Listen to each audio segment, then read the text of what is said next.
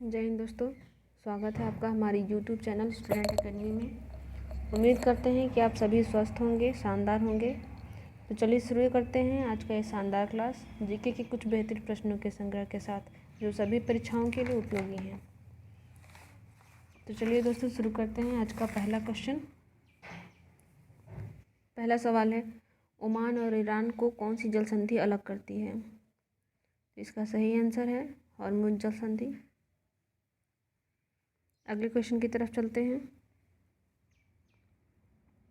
अगला क्वेश्चन है, राष्ट्रपति शासन पहली बार कब लगा था?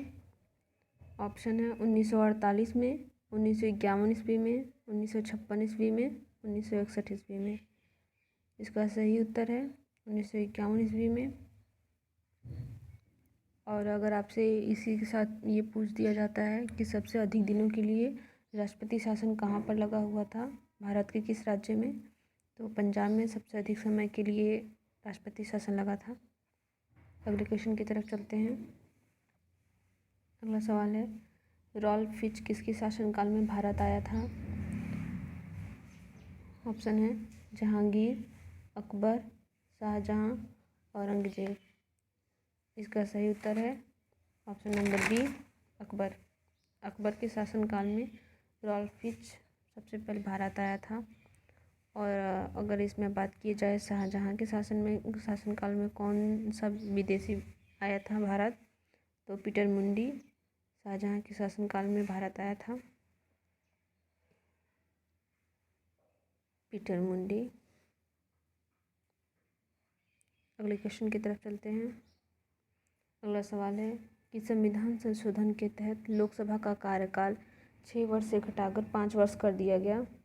36वां संविधान संशोधन, 44वां संविधान संशोधन, 42वां संविधान संशोधन, 56वां संविधान संशोधन। तब तक दोस्तों आप भी अपना आंसर कमेंट बॉक्स में लिखते रहें। और इसका सही उत्तर है 44वां संविधान संशोधन के तहत जो लोकसभा का कार्यकाल होता है 6 वर्ष से घटाकर 5 वर्ष कर दिया गया है। और अगर लोकसभा के बारे में पूछा जाए तो लोकसभा एक निम्न सदन होता है और यह अस्थायी सदन होता है। इसकी कुल 550 सीटें होती हैं। वर्तमान में अगर इसकी सीटें पूछी जाएं तो वर्तमान में कुल 543 सीटें हैं और वर्तमान में इसके अध्यक्ष ओम बिरला हैं। ठीक है, अगले सवाल की तरफ चलते हैं। अगला सवाल है, मेघालय को पूर्ण राज्य का दर्जा किस वर्ष मिला? तो आपके सामने ऑप्शन है। ऑप्शन नंबर ए पूछता है 1968 ईस्वी में, बी है 1972 ईस्वी में, सी है 1971 ईस्वी और डी है 1974 ईस्वी। तो इसका सही उत्तर है 1972 ईस्वी। और साथ ही साथ जिस वर्ष मेघालय को पूर्ण राज्य का दर्जा मिला था उसी वर्ष 1972 में त्रिपुरा और मणिपुर को भी पूर्ण राज्य का दर्जा मिला था। ये भारत के पूर्व में स्थित ये राज्य हैं।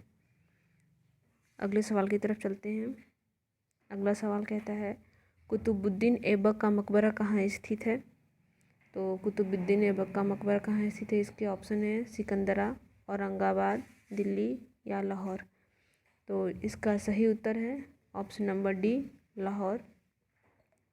और अगर पूछा जाए कि सिकंदरा में किसका मकबरा है, तो सिकंदरा में अकबर का मकबरा है, औरंगाबाद में औरंगजेब का और दिल्ली में हुमायूं का मकबरा स्थित है। अगले सवाल की तरफ बढ़ते हैं। अगला सवाल है, लोक अदालत सर्वप्रथम किस राज्य में आयोजित की गई? ऑप्शन है तमिलनाडु, आंध्र प्रदेश, केरल, गुजरात। तो इसका सही उत्तर है गुजरात में। गुजरात में सर्वप्रथम लोक अदालत आयोजित की गई थी और यह 1982 ईस्वी में पहला लोक अदालत आयोजित की गई थी। ठीक है, अगले सवाल की तरफ बढ़ते हैं। अगला सवाल कहता है, हाल ही में कौन सा शहर रचनात्मक शहरों के यूनेस्को नेटवर्क में शामिल हुआ? ऑप्शन है आपके पास सूरत, श्रीनगर, अयोध्या, इनमें से कोई नहीं। तो इसका सही उत्तर है श्रीनगर। श्रीनगर जो है वो रचनात्मक शहरों की यूनेस्को नेटवर्क में शामिल है।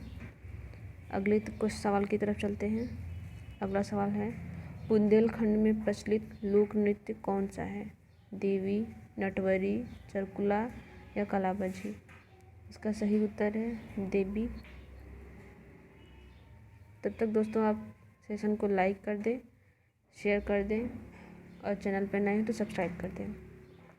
अगला सवाल है, संसद के दोनों सदनों में प्रत्येक बैठक के प्रारंभ के 1 घंटे का काल क्या कहलाता है? आपके पास ऑप्शन है शून्यकाल, अवकाश काल, प्रश्नकाल, सत्रकाल। इसका सही उत्तर है प्रश्नकाल। प्रश्नकाल इसका सही उत्तर है दोस्तों। और अगर आपसे और दूसरे की बात की जाए तो अगर शून्यकाल का समय पूछ दिया जाए तो शून्यकाल का समय होता है 12 बजे से लेकर के 1 बजे तक, और अवकाश काल का समय होता है 1 बजे से लेकर के 2 बजे के तक। यह शून्यकाल के बाद होता है। प्रश्नकाल का समय होता है आपका 11 बजे से लेकर के 12 बजे तक, और सत्रकाल का समय होता है 2 बजे से लेकर के 6 बजे तक। ठीक है, अगले सवाल की तरफ बढ़ते हैं। ये आपके लिए होमवर्क छोड़ के जा रहे हैं, कमेंट बॉक्स में आप इसका आंसर दीजिएगा। सवाल है, बाबर का मकबरा कहाँ स्थित है? औरंगाबाद में, काबुल, दिल्ली या सासाराम?